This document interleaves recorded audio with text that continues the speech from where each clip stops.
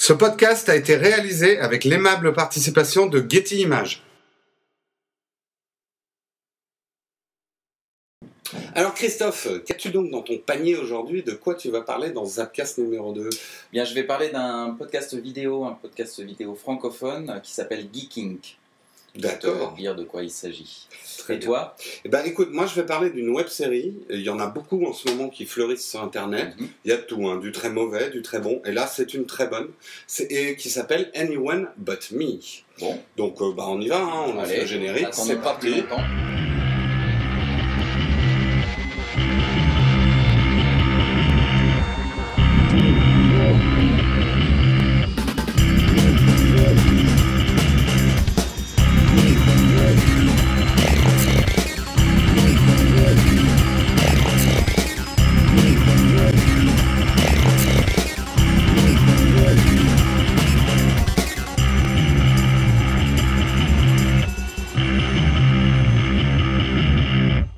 Ouais, enfin, moi je veux bien faire le podcast, mais là, dans ces conditions, c'est pas possible. Quoi. Ouais, non, il fait Avec les 45 projets dans la gallons, gueule et tout, non, c'est insupportable.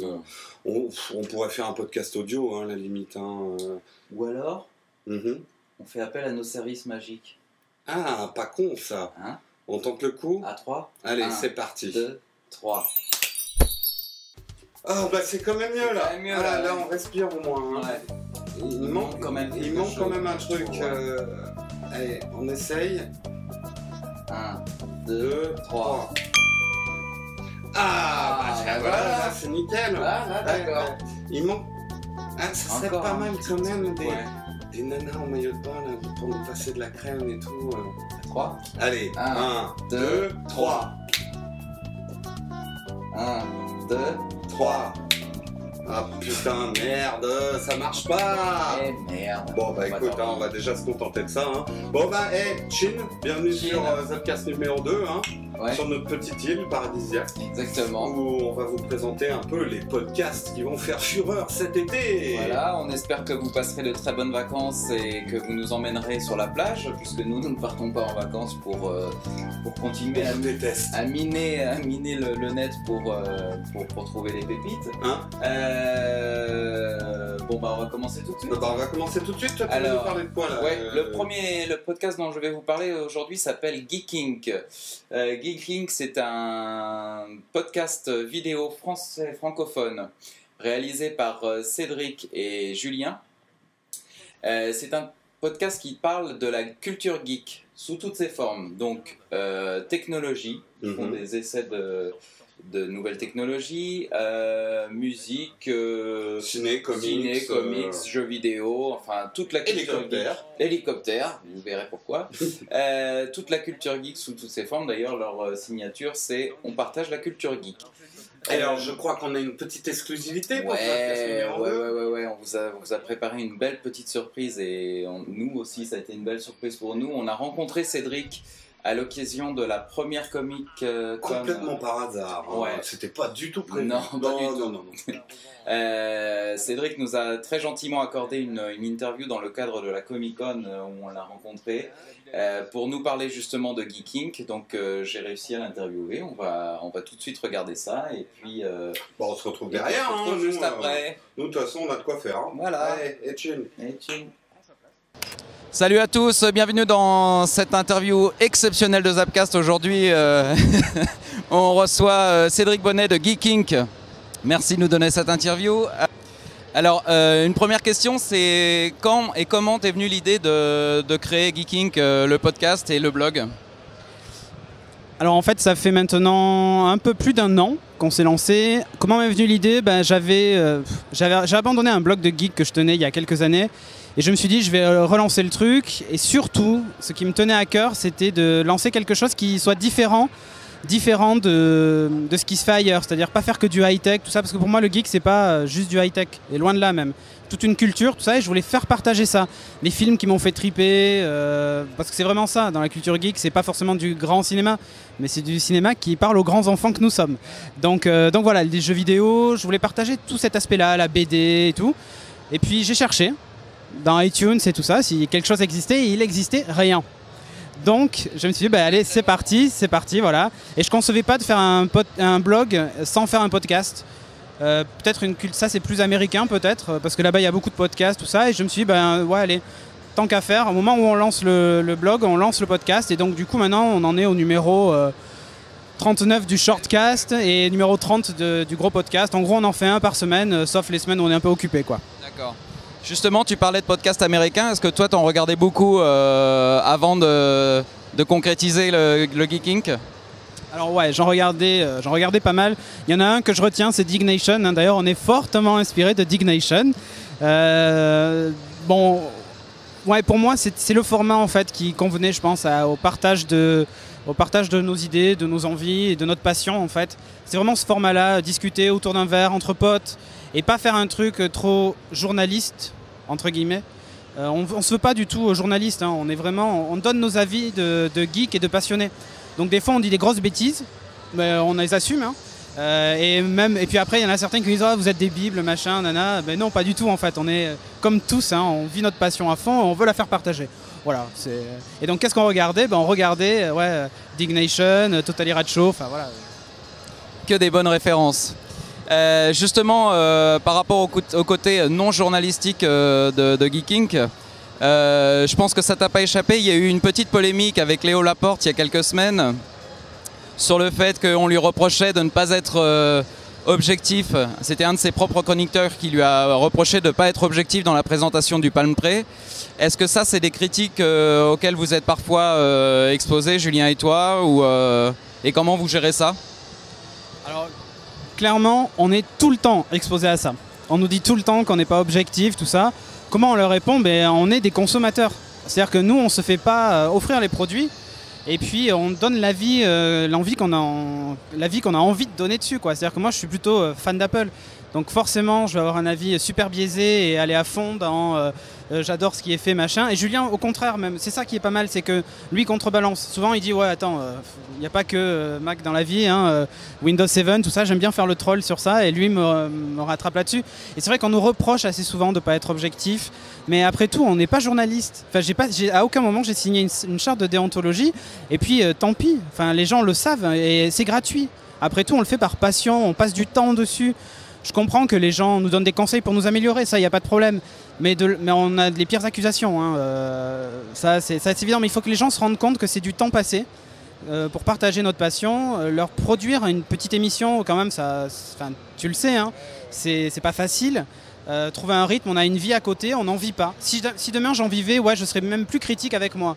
Là, aujourd'hui, je laisse passer plein de choses. Pourquoi? Juste parce que finalement, on n'est pas payé pour ça, quoi. Voilà. Donc ouais, l'objectivité, tout ça, chez les journalistes, on en parle depuis toujours. Donc chez les podcasteurs et blogueurs, évidemment qu'il y a un gros problème d'objectivité, mais bon, voilà. Chacun se fait son avis aussi sur pièce. Ils savent que nous, on aura forcément un avis biaisé et tranché. Bon, après, eux se font un avis sur ça, voilà. C'est un peu inhérent de toute façon à la vie d'un blog, c'est de prendre parti à un moment ou un autre, donc voilà. Justement, tu parlais de vie privée, comment vous arrivez, Julien et toi, à gérer votre vie professionnelle, votre vie privée et la sortie hebdomadaire de Geek Inc?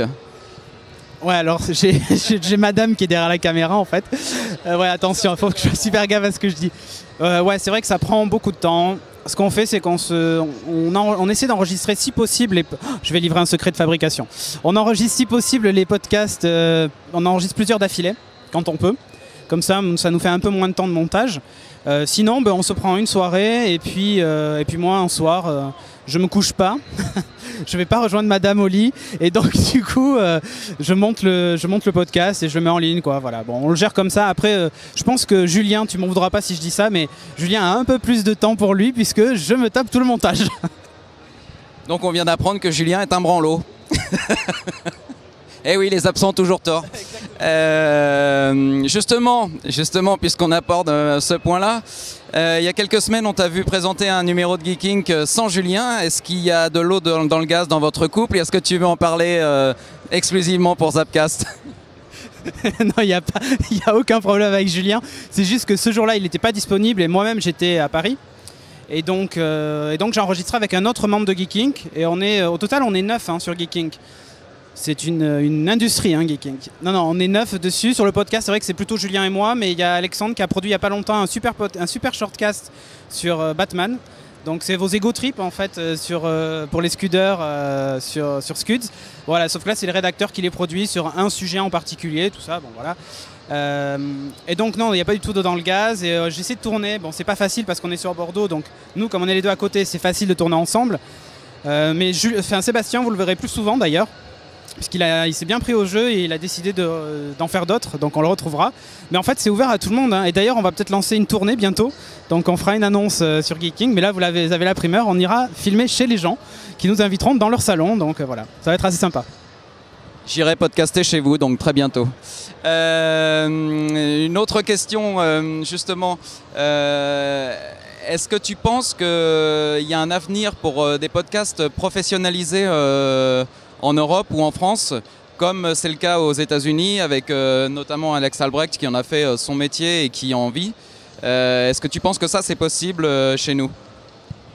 Quand je vois que déjà No Live TV n'arrive pas à trouver de sponsors parce qu'ils sont une chaîne qui passe que sur la DSL, j'ai du mal à imaginer qu'aujourd'hui des podcasts francophones puissent vivre que de ça. Très franchement, ça serait se mettre une poutre dans l'œil que de penser que demain on pourrait être financé par des marques ou quoi que ce soit. Nous, la publicité, les sponsors qu'on a sur Geeking, par exemple, ne nous donnent pas du tout d'argent. Ils nous filent des t-shirts sort. Et en fait, c'est vraiment juste pour... on aime un produit, on veut le mettre en avant, voilà, mais... Bon, après, on n'a pas un but commercial aujourd'hui, Geeking. Si demain, on a une grosse boîte de prod et qui vient et qui nous dit, voilà, votre truc, il est génial, on veut faire une émission sur les geeks, pas comme celle de Lio, sur les geeks, et que on vous donne de l'argent, on sponsorise votre truc, machin, on vous professionnalise, évidemment on dira oui, c'est génial de vivre de sa passion. Mais très franchement, j'y crois pas trop. On est vachement en retard quand je vois le contenu de l'iTunes Store où c'est que des émissions de télé. En fait, c'est leur catch-up TV qui est finalement transféré sur iTunes et je trouve ça juste nul, quoi. Sans compter le nombre de podcasts qui servent à rien ou qui n'ont pas été mis à jour depuis des mois et des mois. Enfin, c'est un cimetière, hein. Je crois que c'est Jérôme qui disait ça, c'est un cimetière, quoi. Justement, est-ce que l'iTunes Store, d'être référencé sur iTunes et d'être finalement assez bien classé même dans les classements généraux, ça a fait décoller vos scores d'audience. Vous en êtes à combien à peu près de visionneurs par semaine ? Alors en fait, rien qu'iTunes représente plus de 3000 téléchargements par émission, juste sur iTunes, sans compter ceux qui le consomment en streaming en fait, ou qui téléchargent le fichier directement. Au total, chaque émission est vue un peu plus de 6000 fois maintenant. Ça monte d'ailleurs toutes les semaines, d'ailleurs on est très content. On dit merci à tout le monde. Ouais, allez-y. On monte vachement dans les classements, hein, surtout dans les podcasts high-tech. J'adore me retrouver dans le podcast high-tech et finalement, on n'a pas tout le temps des sujets high-tech. Bon voilà, c'est ça qui est rigolo. Mais ouais, effectivement, l'iTunes Store, c'est le moyen le plus simple aujourd'hui de consommer du podcast. Il n'y a pas finalement d'alternative simple. Et puis quand on voit le parc d'iPhone, d'iPod installé, on se dit que bon voilà, c'est forcément vers là qu'il faut aller. Si demain Nokia se mettait à lancer un truc comme ça, je dis Nokia parce qu'ils ont un outil de podcasting dans leur truc, et nous on fait super gaffe au format de nos podcasts pour qu'ils soient compatibles avec les téléphones portables aussi, que les gens puissent les consommer partout. Peut-être qu'un jour on aura un logiciel standard finalement, open source, qui permettra de faire du téléchargement de podcasts, quoi. J'imagine qu'il ne faudra pas attendre que Apple le développe. Est-ce que l'arrivée de nouveaux podcasts francophones, ça vous motive, ça vous donne des idées, ça vous donne des idées de nouveaux podcasts aussi, à Julien, à toi et à tes autres chroniqueurs ? Oui, très franchement, quand on a vu arriver par exemple Scuds, pas encore les citer, mais quand on a vu arriver Scuds quelques mois après nous, tout ça on s'est dit c'est génial.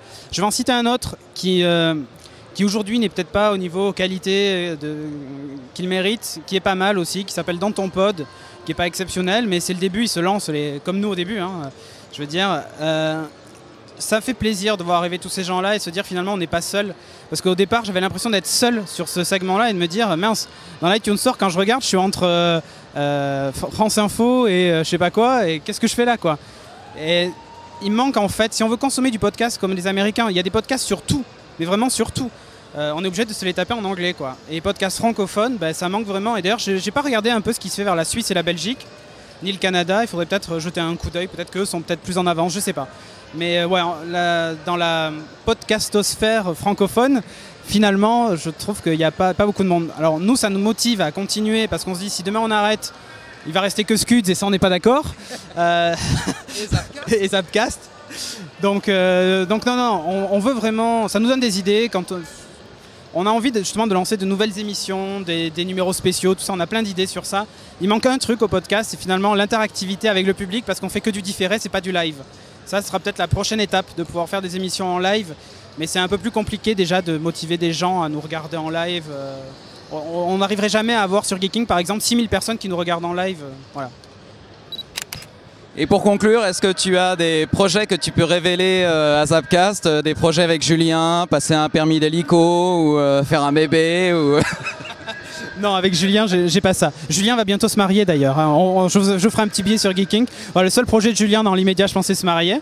Ce qui est déjà beaucoup. Ensuite, non, j'ai pas spécialement de gros projets encore. Il faut beaucoup de temps, mais l'été en fait est propice à ça. On s'est lancé l'année dernière en juin. Et là, on est vraiment en train de réfléchir. On va lancer un concours dans pas longtemps. Enfin, on essaie de réfléchir à quelque chose pour redynamiser Geeking, bien que ce soit pas en perte de vitesse. Hein. Mais on réfléchit. On aimerait bien faire une grosse émission avec des sketchs et tout ça. Mais c'est un peu compliqué. Et puis, on n'a pas forcément le talent. Parce que ça, c'est un truc qui ne s'improvise pas. Donc, voilà.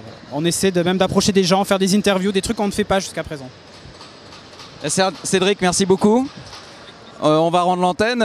C'était Cédric et Christophe en direct de Hobbitbourg. À vous les studios. Bah écoute, super interview, ouais. Hein, chapeau, hein, on dirait un vrai. Hein. Très sympa Cédric. Très sympa, vraiment, merci encore hein, Cédric pour cette interview. Et puis bah écoute, Geeking, ouais, vraiment c'est un truc à regarder, moi je sais que je regarde, je suis un adepte. Non vraiment ils font un super boulot, je trouve en plus, et là c'est le directeur artistique qui parle, qui a vraiment un super boulot de générique, d'habillage de l'émission. Le blog est très bien présenté, enfin joli boulot dans l'ensemble, c'est vraiment très bien.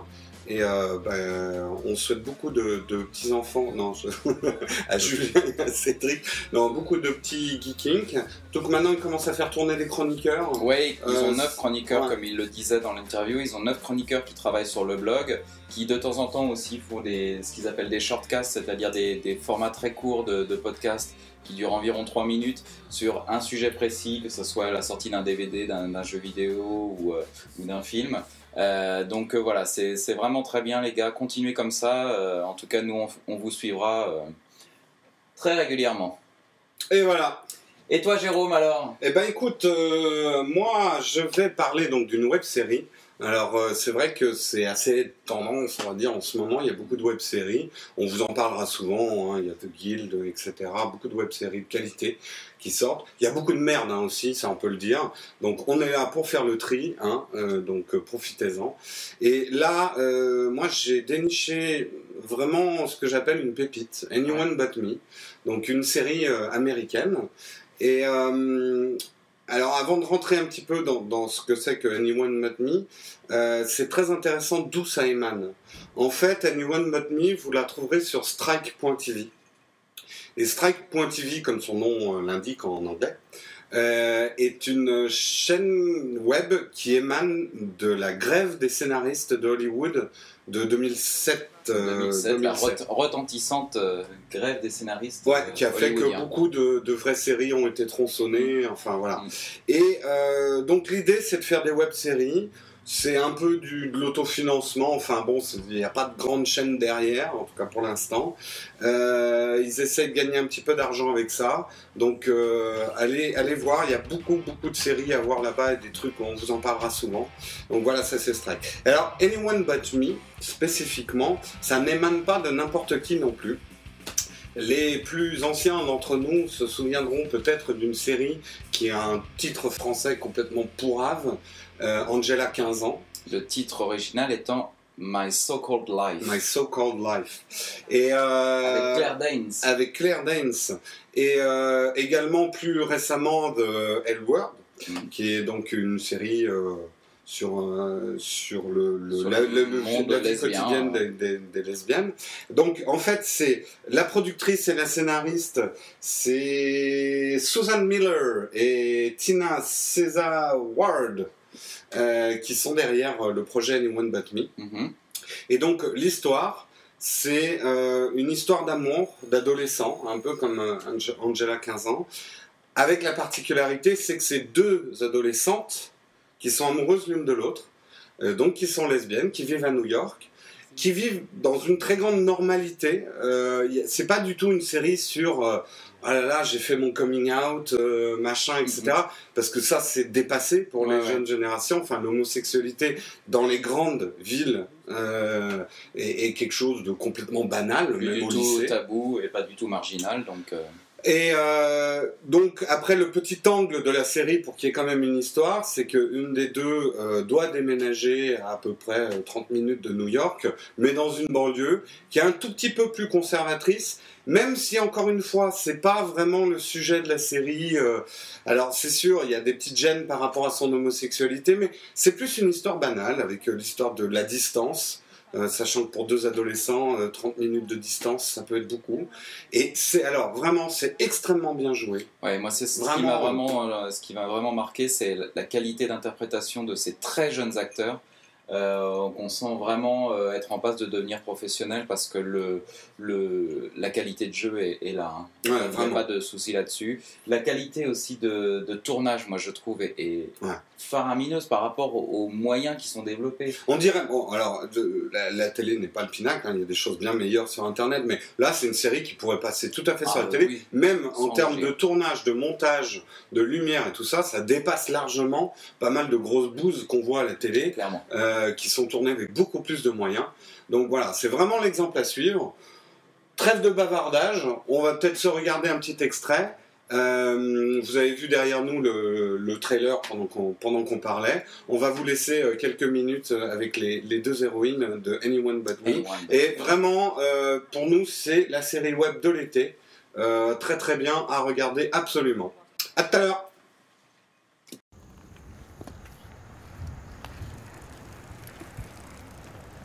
No ride? Need transportation? Sweet. Let's go. All right, hold on. You got it?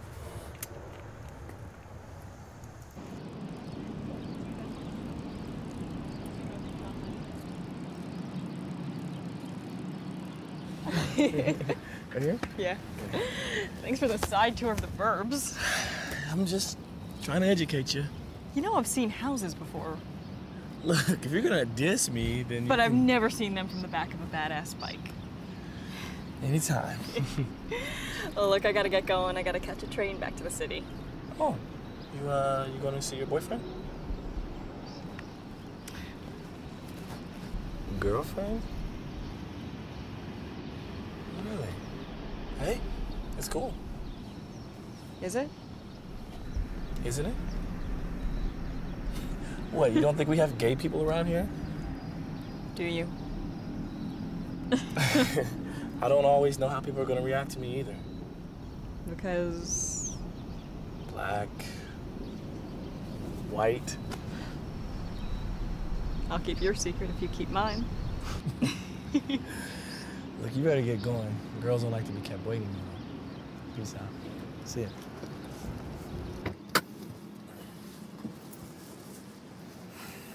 Sorry, Viv. My fault. Your dad had a It was little no big thing. breathing situation, and I made him go to the emergency room. Dad, why didn't you call me? I'm good. He's good. I'm the one who needed oxygen. You should have called me. I know what to do. I don't when want he you to gets- miss your train. I'll make sure he takes his meds. Go get your stuff. Viv, this is why we moved. It's on me if you don't start enjoying yourself again. Okay. But if you need me, then We you- won't. Have fun. I won't take my eyes off him, okay?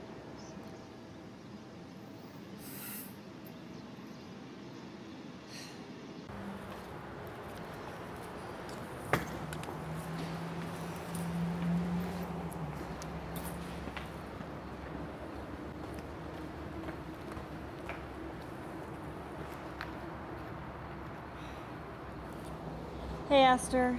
I'm stuck in Westchester. They kicked us all off the train. It's another freaking suspicious bag. I don't know if another train is coming or what, so... Call me.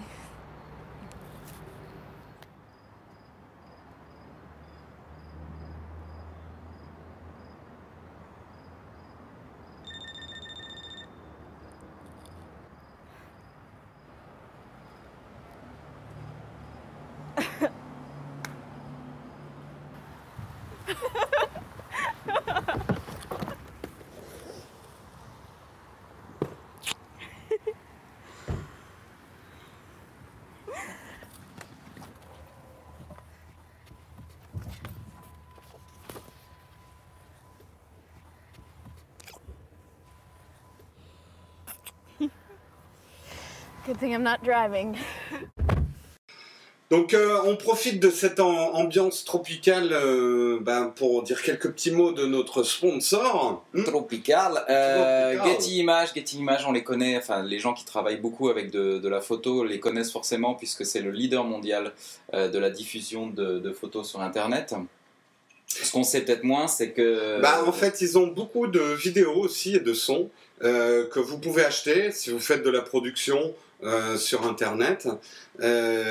Donc, allez découvrir leur rubrique vidéo et leur rubrique son. C'est très très bien fait. Toujours avec le même souci de qualité qu'ils ont pour leur image fixe. Donc, allez voir Getty Images. Et merci à eux de voilà, nous donner on ce coup de remercie main le sponsor. pour Zapcast. Un petit chin à Getty Images. Donc, Christophe, moi je propose qu'on aille faire un petit coup de pêche. Donc, ouais, parce que la plage c'est bien, mais. On s'emmerde un peu. Alors, 1, 2, 3. Et nous voilà sur le Vaillant. Et voilà, sur le Vaillant. Pour répondre à quelques coms, merci à tous ceux qui ils ont été de plus en plus nombreux à nous poster des coms sur les derniers numéros de Zapcast. Merci infiniment. Beaucoup de commentaires assez constructifs dont on essaye le plus souvent de tenir compte et avec lesquels on est souvent assez d'accord. Le premier étant qu'on était un petit peu traînant. On a essayé de resserrer un peu le rythme tout en gardant. On a pris de la drogue en fait pour présenter, pour être un petit peu plus speed. Donc, et voilà, on a essayé de resserrer un petit peu le rythme, mais on va pas non plus bouler l'émission, on veut pas devenir un rapido. Non, et puis c'est vrai qu'on a une émission pour présenter des podcasts, on aime en parler, parce que nous c'est notre passion, l'audiovisuel alternatif. Donc on veut quand même vous parler de ce qu'on va vous montrer. Sinon on aurait fait une émission en voix off, en vous montrant juste des images. C'est un choix, après tout le monde ne nous aimera pas, c'est comme ça. Et donc vraiment merci de vos encouragements. Au niveau technique, on a encore quelques petits progrès à faire, mais on y travaille. Et vraiment merci pour tous les commentaires. Sur les commentaires sur iTunes. Alors si vous êtes sur iTunes, n'hésitez pas à nous mettre des étoiles parce que ça aide toujours à remonter un petit peu aussi dans le classement et être un peu plus remarqué. À vous abonner. Et n'hésitez surtout pas à vous abonner aussi parce que ça aide. Et puis en parler autour de vous, parler de Zapcast autour de vous, diffuser au plus grand nombre. Et ça nous rendra service. Et l'audiovisuel alternatif vaincra. Ouais. Donc on va peut-être passer à notre petite rubrique des retweets vidéo. Qu'est-ce que t'en penses, Christophe? On va peut-être faire ça. Absolument. Alors, qu'est-ce que t'as remarqué toi en vidéo ces 15 derniers jours? Alors mon retweet aujourd'hui, une vidéo qui m'a vachement marqué pour la qualité de sa réalisation, qui a été faite par des étudiants d'une école d'art appliqué qui s'appelle la Savannah School of Art and Design. Ces jeunes gens ont réalisé le clip que vous allez voir entièrement avec des post-it. Et vous n'imaginez pas à quel point le post-it peut être un outil graphique intéressant. Je vous laisse regarder et derrière je vous parlerai un petit peu du making-of pour vous expliquer comment ils ont réussi cette prouesse technique. On regarde tout de suite et vous allez voir. Allez, on regarde.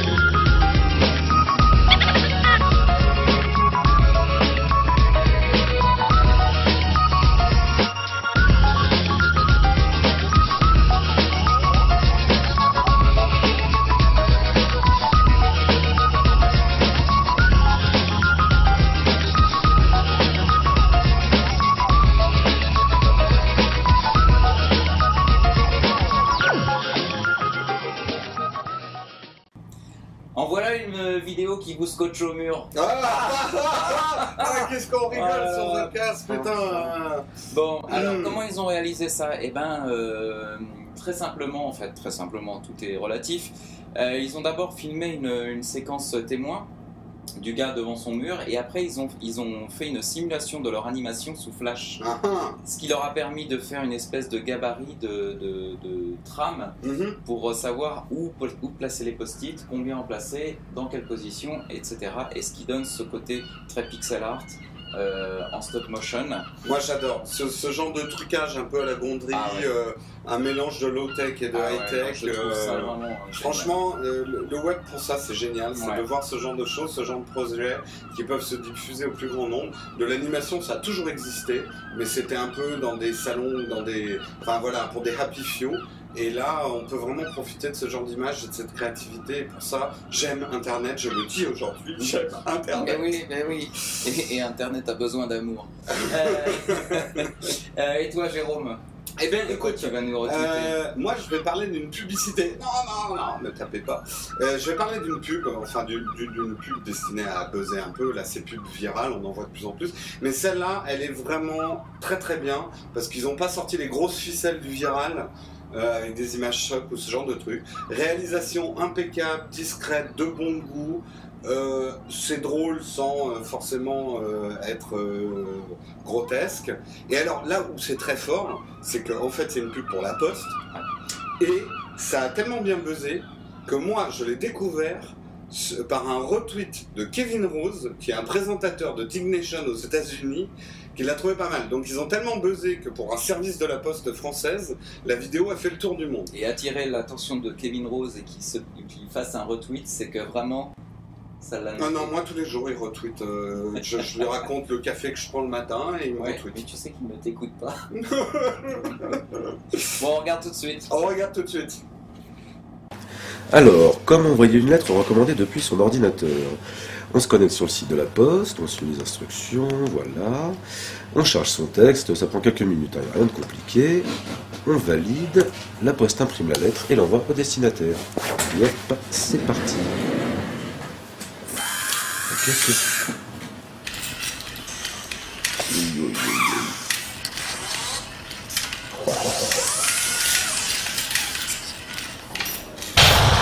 Ah ouais.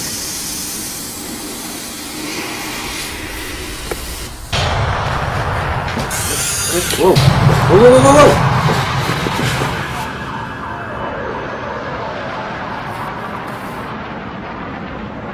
Bon bah voilà, on est de retour sur la plage. Voilà, Et puis bah on va peut-être, parce que nous on a d'autres choses à faire. Là il y a le barbecue qui arrive, le cours de ukulélé, les masseuses. On a tout ça à faire. Donc bon, vous êtes bien gentils, on vous adore, mais bon, voilà. Hein, on vous souhaite à tous de très très bonnes vacances si vous partez en vacances. Enculé. Nous on va rester sur le pont pour trouver encore de nouvelles choses à vous montrer dans 15 jours. Et puis on va se quitter en musique, hein, c'est la traduction, et en synchro. C'est toi qui vas nous parler aujourd'hui d'une petite découverte que tu as faite. Alors moi effectivement, dans ce que j'écoute pas mal sur Spotify en ce moment,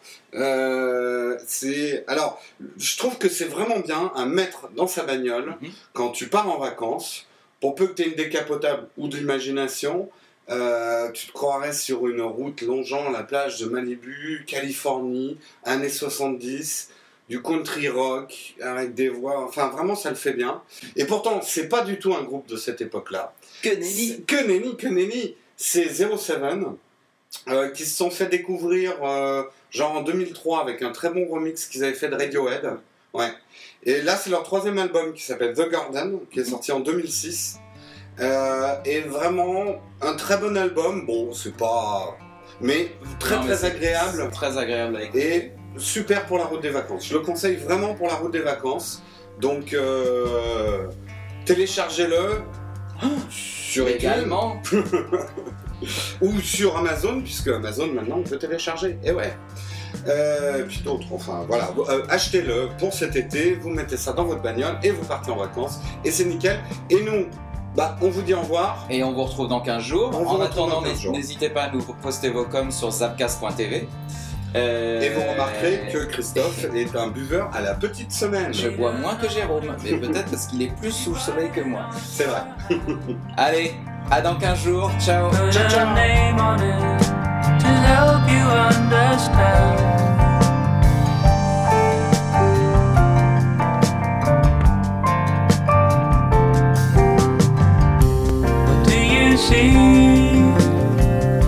The future's holiday out for me.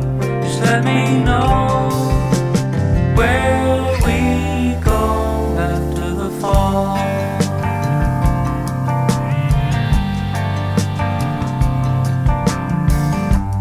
Like the sound of it, gonna hang it on your wall. Turn and run with it for the sake of one and all. C'est quand même con que c'est pas marché le coup des gonzesses. Ah ouais, c'est dommage. Tout le reste a Attends, marché tout le reste a super marché. bien. Hein. Ben, on n'a pas dû assez bien répéter. Ah, il va falloir qu'on bosse sur Final Cut, hein, parce que ça c'est le truc, je sais pas comment. Bon, bah écoute, Bon, hein, tant pis. tant pis.